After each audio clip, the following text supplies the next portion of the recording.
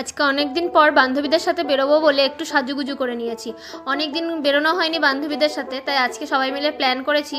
আজকে সবাই মিলে একটু রাস্তায় বেরোবো, দিয়ে ঘুরতে যাবো, একটু আড্ডা দেবো, একটু কোথাও খাওয়া দাওয়া করবো, দিয়ে আজকে সন্ধেটা কাটাবো।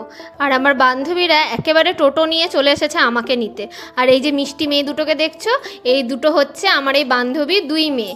ওরা খুবই মিষ্টি আর ওরা আমাকে প্রচণ্ড ভালোবাসে। ছোটোটা তো একদম আমার কাছেই চলে এসছে, আমার কাছে বসবে বলে। দিয়ে আমরা একসাথে কোথায় চলে এসেছি দেখো, ইট স্কোয়ারে খেতে। এখানে বসে একটু গল্প করব, আড্ডা দেবো, একটু খাওয়া দাওয়া করব, আর এখানকার খাবারগুলো এক্সপ্লোর করব। আর আমরা ফার্স্ট টাইম এখানটায় এসেছিলাম, তাই এখানকার খাবার দাবার, এখানকার অ্যাম্বিয়েন্স কেমন সেটার ব্যাপারে কিছুই নলেজ ছিল না। কিন্তু ভেতরে এসে দেখলাম জায়গাটা খুব সুন্দরভাবে সাজানো, ভেতরের অ্যাম্বিয়েন্সটাও খুব সুন্দর ছিল। আমরা ভেতরে কোথাও বসিনি, ভেতরেও বসার জায়গা ছিল, কিন্তু বাইরে যে খোলা জায়গাটা ছিল সেখানটাতে বসতে খুব ভালো লাগছিল। শুধু মুখে তো আর গল্প করা যায় না বলো, সেই জন্য আমরা চলে এসেছিলাম খাবার অর্ডার দিতে। খাবো আর গল্প করব, তবেই তো সময়টা ভালো কাটবে বলো। আর খাবারের জায়গায় এসেছি, খাবারই যদি না খাই তাহলে কি করে হয়।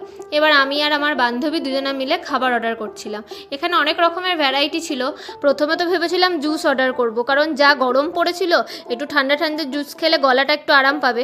কিন্তু আমার বান্ধবীর মেয়ে সে কিছুতেই জুস খাবে না, তাই আমরা ঠিক করলাম তার থেকে বরং কোল্ড কফি খাওয়া যায়। তাই আমরা একটা কোল্ড কফি অর্ডার করেছিলাম, আর আমার বান্ধবীর মেয়েদের জন্য ব্রাউনি অর্ডার করেছিলাম। আর ওরা তো চকলেট ব্রাউনি পেয়ে খুবই খুশি, আর ওদের এক্সপ্রেশনেই বোঝা যাচ্ছে যে ওদের কতটা ভালো লেগেছে খেতে।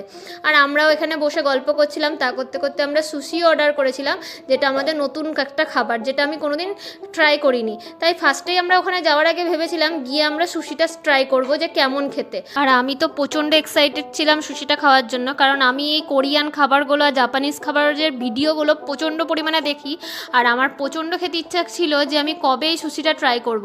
তো আমাদের বহরমপুরে ফাইনালি যেহেতু পাওয়া যাচ্ছে, তাই আগেই গিয়ে আমি সুশিটা ট্রাই করেছি।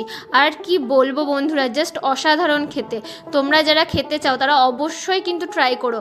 আমি বলবো ভীষণ ভালো খেতে, একবার ট্রাই করে দেখতেই পারো তোমরা।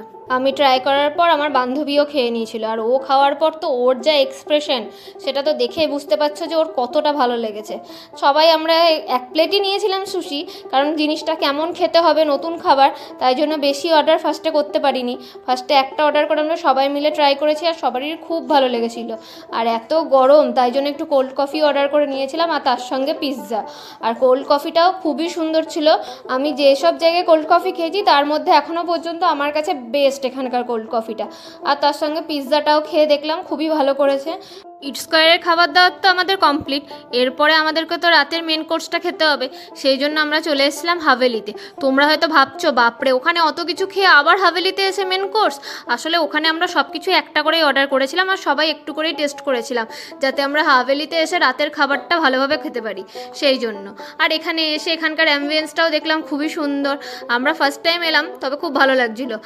তারপরে গল্প করতে করতে আমরা খাবারটাও অর্ডার করে দিয়েছিলাম। আর আমাদের খাবারে কী ছিল বলো তো, গার্লিক নান, হায়দ্রাবাদি চিকেন আর চিকেন ফ্রাইড রাইস। আর খাবারগুলো খুব তাড়াতাড়ি সার্ভ করে দিয়েছিল, বেশিক্ষণ সময়ও নেয়নি। আর ফ্রাইড রাইসটা খেতে খুবই ভালো ছিল, রাইসটা একদম জুসি ছিল। অন্য জায়গায় যেরকম ফ্রাইড রাইসটা হয় একটু শুখা শুখা, এখানকার ফ্রাইড রাইসটা কিন্তু সেরকম ছিল না। আর খাবারগুলো প্রত্যেকটাই খুব সুন্দর ছিল। রাতে ডিনার তো কমপ্লিট হয়ে গেছিলো, দিয়ে আমরা ওখান থেকে বেরিয়ে সামনে মোহন মলে একটু গেছিলাম। এখানে যাওয়ার একটাই কারণ হচ্ছে আমার বান্ধবীর মেয়ের জন্য, ও একটু গাড়িতে চড়বে বলে ওখানে যাওয়া হয়েছিল। আসলে ওখানে গাড়িতে করে ছোট বাচ্চারা ঘুরে বেড়ায় মলের মধ্যে, সেখানে চাপার জন্য ও প্রচণ্ড বায়না করছিল, তাই আমরা সেখানে গেছিলাম। কিন্তু সেখানে গিয়ে দেখি সবই বন্ধ হয়ে গেছে মোটামুটি। কয়েকটা দোকান খোলা ছিল, তাছাড়া সব কিছুই বন্ধ। তাই কিছু তো করার ছিল না ওখানে থেকে, তাই আমরা লিফটের জন্য অপেক্ষা করছিলাম। আর ততক্ষণে একটু ছবি ভিডিও এসব করে নিচ্ছিলাম। রাত অনেক হয়ে গেছিলো, তাই বাড়ি ফেরার পালা। এবার দেখো বাড়ি ফেরার সময় বান্ধবীর মেয়ে মানে মিমি, ও আমাকে মিমি বলে ডাকে, আমি ওকে মিমি বলে ডাকি। মিমি কিছুতেই আসবে না, যেহেতু ওকে গাড়ি চড়ানো হয়নি, সেই জন্য ওর মায়ের কাছে বায়না করছে যে কিছুতেই ও বাড়ি যাবে না, ও আগে গাড়ি চড়বে তারপরে বাড়ি যাবে। ফাইনালি অনেক বুঝিয়ে তারপরে ওকে নিয়ে আসা হয়েছে। আর দেখো আসার সময় ওকে একটা বাবলস কিনে দেওয়া হয়েছে, এটা পেয়েও খুব খুশি। বান্ধবীদেরকে টাটা করে আমি ফার্স্টে নেমে পড়লাম, কারণ আমার বাড়িটা আগে, সেই জন্য আমি আগে নেমে পড়েছি। আর আজকে সন্ধ্যেটা খুব ভালো কাটলো ওদের সাথে। মাঝে মধ্যে বান্ধবীদের সাথে এরকম রাস্তায় বেরোলে, সময় কাটালে মনটাও খুব ভালো হয়, সারাদিনের ক্লান্তিটাও যেন দূর হয়ে যায়। তাই মাঝে মধ্যে বান্ধবীদের সাথে এরকম করে একটু টাইম স্পেন্ড করাটা খুবই দরকার। আর আমি তো সারা সন্ধ্যেটা বাড়ি ছিলাম না, তাই বাড়ি আসার পর আমার বাচ্চা দুটোর অবস্থা দেখো, আনন্দে ছটপট করছে। আজকের ভিডিওটি এইটুকুই, আবার পরবর্তী ভিডিওতে তোমাদের সাথে দেখা হবে। তোমাদের যদি আমার ভিডিও ভালো লেগে থাকে তাহলে অবশ্যই লাইক কমেন্ট করো, আর আমার পেজে যারা নতুন তারা অবশ্যই আমার চ্যানেলটা ফলো করে নিও, আর এইভাবেই আমার পাশে থেকো। টাটা।